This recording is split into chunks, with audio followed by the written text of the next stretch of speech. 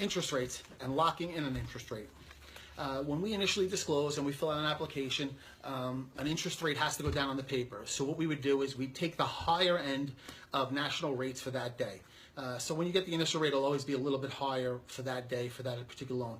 We do that because we'd rather give you good news than give you bad news. The markets move every day, which will lead into my next point. Locking in an interest rate. It is your job to say, I want to lock in a rate at this amount and for this amount of time. However, we subscribe to plenty of sites and we do our homework both technically and fundamentally with charts and what have you, and we keep our finger on the pulse of the market. So you can call us at any point to go over rates and where we think they're going, and we'll give you the best information we can give you in regards to that and when to lock. With 40 years experience between us, we pretty much give good advice. So if we see rates come down, we'll call you. We'll make it our best effort to get in touch. You can say, listen, we think it's time to lock in a rate. Also, judging by the amount of time until your closing date. If you're closing in 3 months, we might not want to lock today because we don't want to lock yourself 3 months out. When you do a longer rate lock, like 3-4 months, it tends to cost you in the rate. Nobody will tell you that, but the rate's going to be a little bit higher because you're locking for a longer period of time, and the bank's extending that credit for that rate over that amount of time.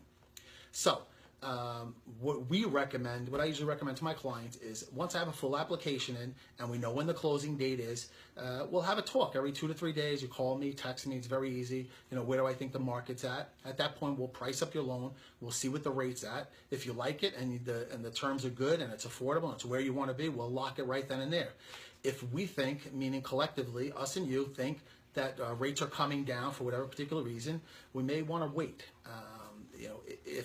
If we see news coming out that the Fed's lowering rates, so on and so forth, that may be an indication that we want to what's called float. So we want to not lock and just keep an eye on the market. And the second it comes into where we want to be, that's when we'd lock.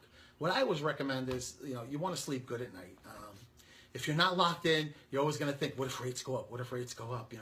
What if something happens and rates shoot up?